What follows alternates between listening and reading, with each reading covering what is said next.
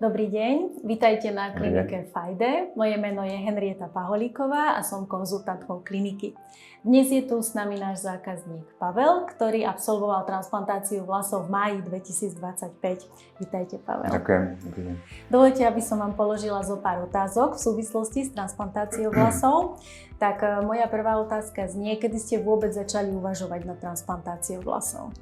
Tak bolo to asi 5-6 rokov dozadu, keď som si všimol už nejaké vypadávanie vlasov v oblasti kútov, tak som sa začal viac informovať a zaujímať o to, že ako to riešiť. A riešili ste to nejakým spôsobom? Riešil som to zatiaľ len, to znamená, že som si hľadal nejaké vitamíny, ktoré podporujú rast vlasov, prípadne nejaké šampóny, ale žiadnu nejakú invazívnu metódu som ešte neriešil. A zabralo to vtedy? Badali ste rozdiel? Myslím si, že nie. Hej. A ako ste našli kliniku FAIDE?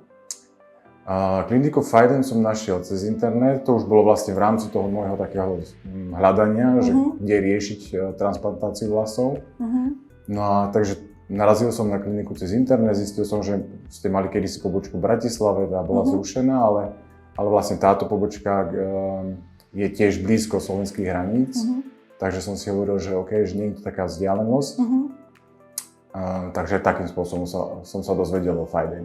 A prečo ste si zvolili kliniku FAIDE? Čo vás presvedčilo? Áno, je to viac dôvodov, prečo som sa rozhodol pre kliniku FAIDE.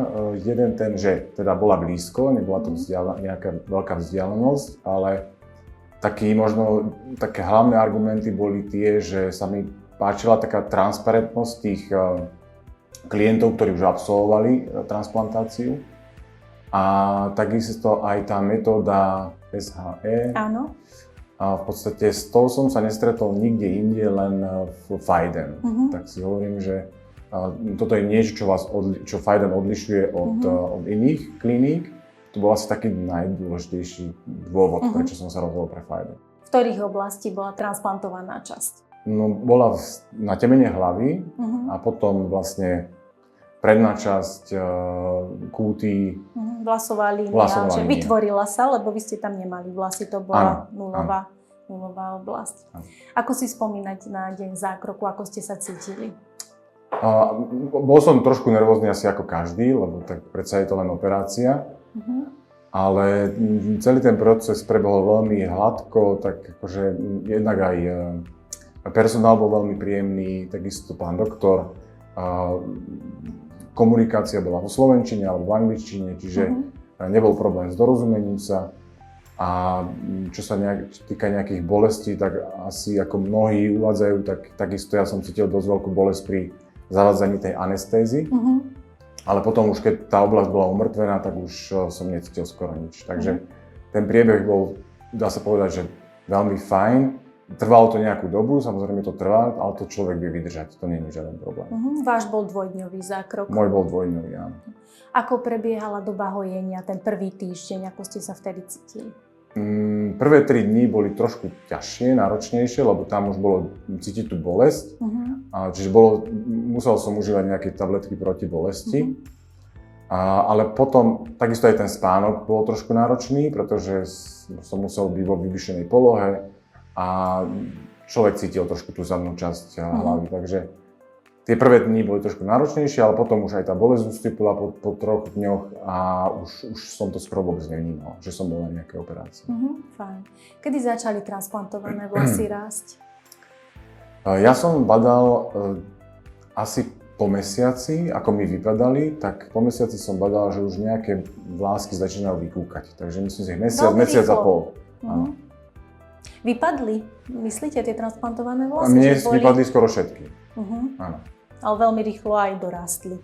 V podstate áno. Ten 3. 4. mesiac, tam sa mi zdá, že tam už bolo vidno všetky tie štepy, ktoré vyšli.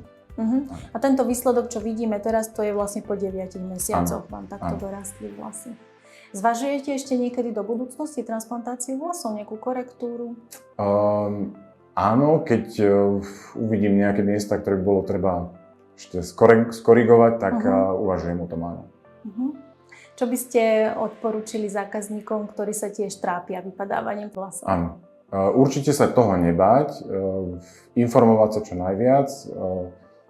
a získať si čo najviac informácií, prípadne dohodnúť si stretnutie na klinike a už ja si myslím, že každý, kto má tento problém s vypadávaním vlasov, tak dá sa to dneska riešiť. Nie je to už taký zákrok, ktorý je proste len pre úzkú skupinu ľudí.